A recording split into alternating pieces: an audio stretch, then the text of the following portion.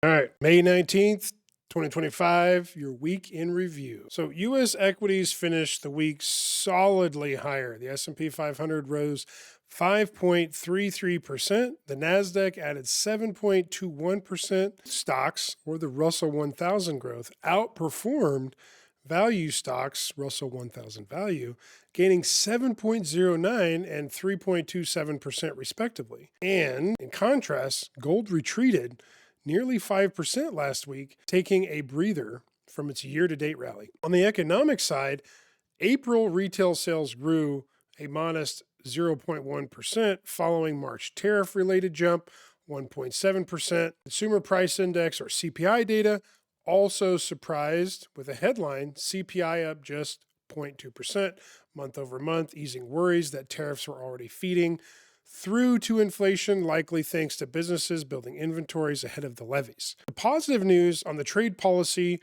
between China and the U.S. was a key driver of the markets last week and helped the S&P 500 back into positive territory for the year to date. Let's talk upcoming economic releases. So the economic calendar is relatively light this week.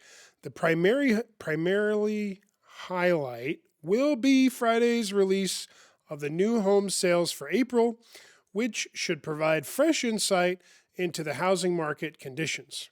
So, market outlook. Equity market volatility declined for the 7th consecutive week, leaving VIX 67% below April 8th high, triggered by tariff headlines surrounding Liberation Day. The Nasdaq underscores just how quickly momentum can shift, having fallen into bear market territory just 6 weeks ago. It has since rallied over 20% from its April 8 trough, re-entering a bull market and ending the week less than 5% below its December 16th, 2024 peak. But in the week ahead, investors will concentrate on fresh commentary regarding prospective tariff agreements and on the implication of Moody's recent downgrade of the U.S. credit quality. Moody's the last of the 3 major agencies to cut the United States from a top rating to one notch lower, citing the nation's accelerated debt burden, and that they are unsure, and the confidence has definitely went down of them being able to repay their debt. Now, stocks in the news, right? WMT, or Walmart, the world's largest retailer, exceeded earnings estimates but missed on revenue. Management cautioned that tariff-related price increases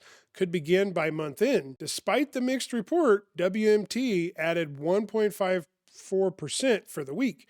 Then we got JD, or JD.com. This is the Chinese e-commerce giant, topped both earnings and revenue forecasts, driven by improving consumer sentiment and ongoing supply chain and user experience upgrades. So nevertheless, the shares declined 6.93% over the week. That's your week in review. We'll see you next time.